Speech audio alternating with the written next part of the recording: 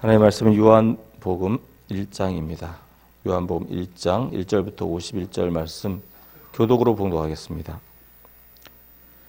태초에 말씀이 계시니라. 이 말씀이 하나님과 함께 계셨으니 이 말씀은 곧 하나님이시니라. 만물이 그로 말미암아 지은 바 되었으니 지은 것이 하나도 그가 없이는 된 것이 없느니라. 빛이 어두움에 비추되 어두움이 깨닫지 못하더라. 저가 증거하러 왔으니 곧 빛에 대하여 증거하고 모든 사람으로 자기를 인하여 믿게 하려 함이라. 참빛 곧 세상에 와서 각 사람에게 비추는 빛이 있었나니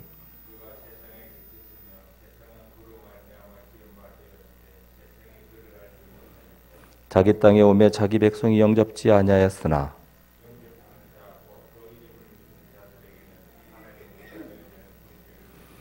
이는 혈통으로나 육정으로나 사람의 뜻으로 나지 아니하고 오직 하나님께로서 난 자들이니라.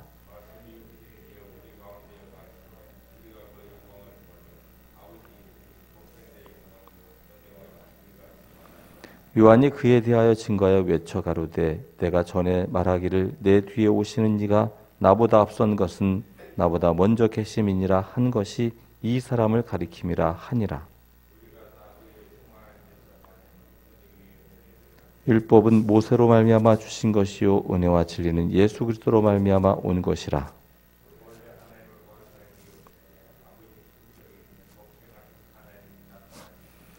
유대인들이 예루살렘에서 제사장들과 레위인들을 요한에게 보내어 내가 누구냐 물을 때에 요한의 증거가 이러하니라.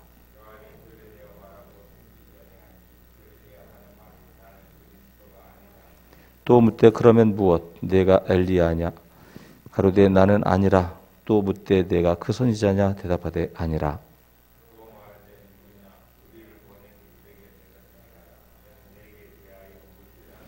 가로되 나는 선지자 이사야의 말과 같이 주의 길을 곧게 하라고 광야에서 외치는 자의 소리로라 하니라. 또 물어 가로되 내가 만일 그리스도도 아니요 엘리야도 아니요 그 선지자도 아닐진데 어찌하여 세례를 주느냐.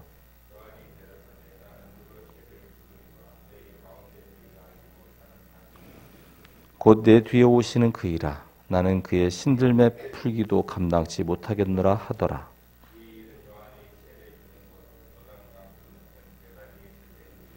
이튿날 요한이 예수께서 자기에게 나아오심을 보고 가로되 보라 세상 죄를 지고 가는 하나님의 어린 양이로다.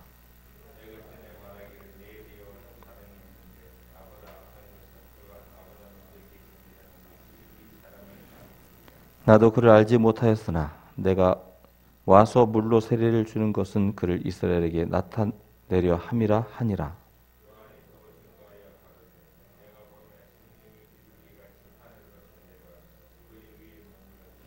나도 그를 알지 못하였으나 나를 보내어 물로 세례를 주라 하신 그 이가 나에게 말씀하시되 성령이 내려 누구 위에든지 머무는 것을 보거든 그가 곧 성령으로 세례를 주는 이인 줄 알라 하셨기에 또 이튿날 요한이 자기 제자 중 두 사람과 함께 섰다가 두 제자가 그의 말을 듣고 예수를 쫓거늘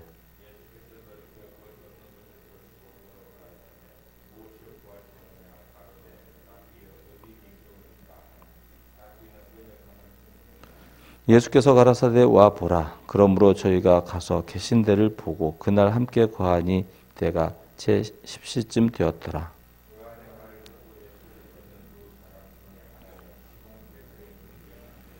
그가 먼저 자기의 형제 시몬을 찾아 말하되 우리가 메시아를 만났다 하고 메시아는 번역하면 그리스도라.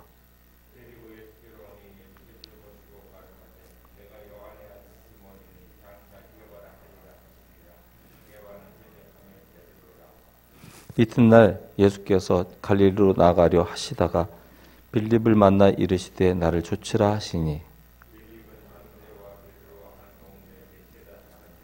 빌립이 나다나엘을 찾아 이르되 모세가 율법에 기록하였고 여러 선지자가 그 기록한 그 이를 우리가 만났으니 요셉의 아들 나사렛 예수니라.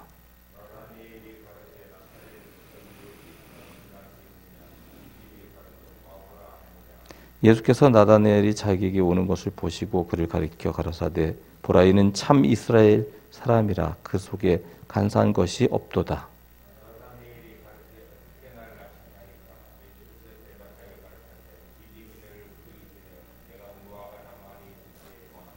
나다나엘이 대답하되 랍비여 당신은 하나님의 아들이시요 당신은 이스라엘의 임금이로소이다.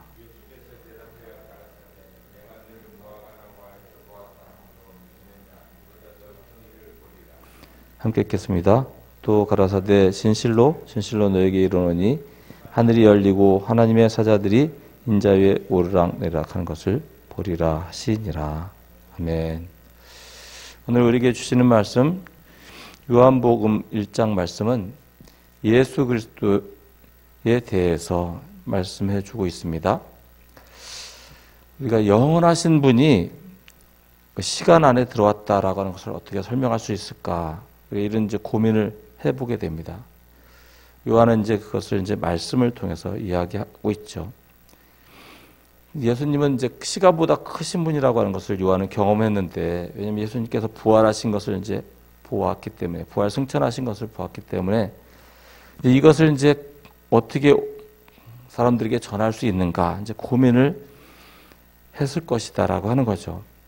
그래서 시간을 초월하신 영원하신 분인데 주님께서 십자가를 지시고 죽으셨지만 부활하셨다는 그 사실, 시간 안에 살다가 또 영원으로 옮기셨다라고 하는 그 사실을 어떻게 전할 수 있을까 하다가 이제 말씀이라고 하는 것을 가지고 나누는 것을 보게 됩니다.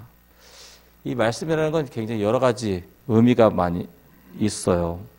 근데 그 당시 헬라 사람들은 말씀을 이제 로고스라고 이제 우리가 많이 알고 있잖아요. 그죠? 말씀이라고 하는 그것이 입에서 이렇게 나오는 거지만 이것이 이성적인 어떤 그런 것과 실제의 로고스와의 어떤 조화 가운데 있다. 이게 굉장히 어려운 말이 될까봐 이제 어떻게 쉽게 얘기한다면 이제 영원한 존재가 있는데 그 영원한 존재와 연결해주는 이제 그 로고스가 있다라고 하는 그런 사상이 있습니다. 그걸 이제 일자라고도 하고 이제 그런 게 있는데, 그래서 그 말씀이 그런 연결점을 갖고 있다라고 하는 걸 사람들이 이제 갖고 있죠. 그런 사상을 알고 있었기 때문에 이제 그거와 이제 연결시키는데, 그렇다고 해서 뭐 말을 꾸며내서 하는 건 그렇게 할 수가 없잖아요. 그죠? 그러니까 그 히브리 사상에 이제 하나님의 말씀이란 이제 부분이 있습니다. 하나님의 말씀이라고 하는 부분과 이제 이렇게 연결시켜서 이제 얘기하는 것을 보게 됩니다. 그러니까 헬라의 사상이 다른 건 뭐냐면 그 일자는 굉장히 영원한 존재고 막 그 초월한 존재지만 그 이 세상은 타락한 그런 존재로 보거든요.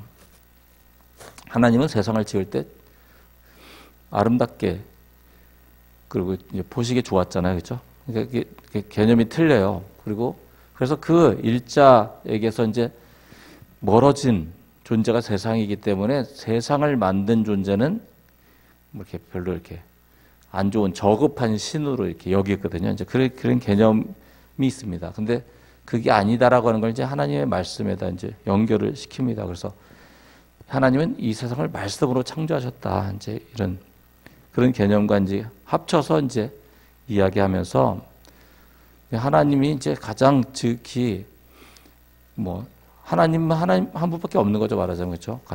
가장 지극히 거룩한 신이고 뿐만 아니라 그분이 세상을 만드셨는데 그분과 함께 하신 분이 바로 예수 그리스도다라고 하는 걸 이제 이렇게 표현하고 있는 걸 보게 됩니다. 근데 문제는 뭐냐면 초월적인 존재와 세상은 굉장히 연결이 안 돼요, 원래. 초월적인 존재는 이 세상하고 아무 관계가 없는 거예요. 그래서 초월이라고 쓰는 거죠. 초월했다 이런 말 있잖아요. 초월적인 신은 이 세상하고 관계가 없어야 돼요, 원래. 근데 예수님은 그렇지 않잖아요. 이 땅에 오셨잖아요. 우리를 구원하기 위해서. 이제 그런 부분들에 대한 그래서 요한복음 1장의 앞에 나와 있는 시와 같은 이 구절들은 굉장히 정말 대단한, 이 모든 이게 철학과 하나님의 말씀을 이렇게 연결하는 굉장히 엄청난 글입니다. 요한은 굉장히 범인이었었는데, 그죠? 근데 그 예수님을 믿고 제자로서 이렇게 지내고, 예수님 부활승천하신 후에 그냥 머물러 있었던 사람이 아니라 끊임없이 이 복음을 전했던, 어떻게 복음을 전해야 될지를 고민했던 그런 흔적이 요한복음 1장에 나타나 있다, 이렇게 볼 수 있습니다. 어쨌든 중요한 것은 초월적인 존재가 연결점이 없잖아요. 그 연결점을 하나님께서는 요한으로 택하셨고, 요한을 통해서 예수 그리스도가 어떤 분인지를 알게 하셨다라고, 그걸 알리게 하셨다라고 하는 거죠. 그렇죠? 그래서 참빛이 이 땅에 왔는데 사람들은 알지 못했다.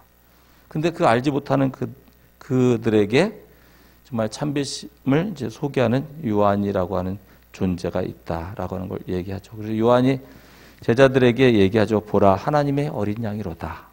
이게 뭐예요? 어린 양을 따라야 된다. 이제 그렇게 얘기한 거죠. 그러니까 제자들이 그 즉시에 주님을 쫓았다. 이렇게 나오잖아요. 그죠? 물론 다 쫓지 않고 2명만 쫓아갔지만, 그래서 결과적으로 또 이제 베드로를 또 초청하게 되고, 또 나다나엘을 이제 초청하고, 이렇게 제자들을 모으는 그런 장면까지가 오늘의 이제 말씀입니다. 그래서 그 중간에 이제 이렇게 12절, 13절 한번 같이 읽겠습니다. 영접하는 자, 곧 그 이름을 믿는 자들에게는 하나님의 자녀가 되는 권세를 주셨으니 이는 혈통으로나 육정으로나 사람의 뜻으로 나지 아니하고 오직 하나님께로서 난 자들이니라. 아멘. 그래서 하나님께서 이제 우리에게 이제 요한을 통해서 주님을 알게 하셨지만, 또 하나님께서 또 무리들을 선택해서 복음을 전파하게 하셨다라고 하는 것을 이제 주장하는 글이라고 할 수도 있죠. 그래서 하나님을 알 수 있는 것은 하나님으로부터 오게 돼 있습니다. 그러니까 누구든지 이 복음을 가진 사람들은 자랑할 수가 없습니다. 하나님께서 구원을 베푸셨고, 하나님을 알 수도 없는 우리들에게 하나님께서 누군가를 보내주셔서 우리를 구원하셨기 때문에 그렇다라고 하는 거죠. 스스로 복음을 알 수 있는 자는 아무도 없습니다. 그래서 결과적으로 그 복음이 임했을 때 영접하는 자에게 놀라운 결과가 기다리고 있고, 그것이 바로 하나님의 자녀라고 하는 거죠. 우리는 시간 안에 사는 사람들인데 영원한 존재가 되게 하셨다. 그래서 우리 머리로는 주님을 영접할 수 없지만 우리는 가슴을 열고 주님을 받아들이는 그런 믿음이 필요하다라고 하는 것을 우리가 생각하게 되는 거죠. 그래서 주님을 믿기 원하는 사람은 머리로 아무리 생각해도 그것이 그렇게 될 수가 없어요. 그러면 조작밖에 안 되죠. 그렇죠? 하지만 믿고 나서 보면 우리의 삶의 문이 열려집니다. 막혔던 것이 열리고, 정말 뻥 뚫렸던 우리의 삶이 정말 그리스도의 사랑으로 채워진 것을 경험하게 되는 것이죠. 그래서 많은 사람들이 교회를 오래 다녔어도 정말 믿음이 없는 그런 사람들이 가슴을 열기 시작하면은 그들에게 정말 주님이 함께 하신 것을 경험하게 되는 거죠. 이 조지 뮬러 같은 사람도 대학생이었을 때서야 이제 예수님을 믿게 됩니다. 어떻게 하냐면 그가 그 복음을 듣고 나서 하나님이 정말 살아계시고 나를 구원하신 분인가 그걸 깨닫고 나서 집에, 그러니까 기숙사에 가가지고 침대에 앉아서 무릎 꿇고 했는지 어쩐지 모르지만 우리 형식으로 보면 우리가 간절한 마음으로 어떻게 보면 무릎 꿇고 하나님 앞에 기도하죠. 하나님, 정말 주님께서 나의 주인이시라면 나를 받아달라고 이렇게 이제 그렇게 하나님 앞에 나아가는 그런 기도를 합니다. 그 다음에 그 삶이 완전히 바뀌고 그 경영학과를 공부하던 그 사람이 결과적으로 선교사가 되게 됩니다. 그 당시에 이제 경영학이라는 건 이제 굉장히 다른 길이었죠. 그래서 하나님 앞에 쓰임 받게 되는 것을 보게 됩니다.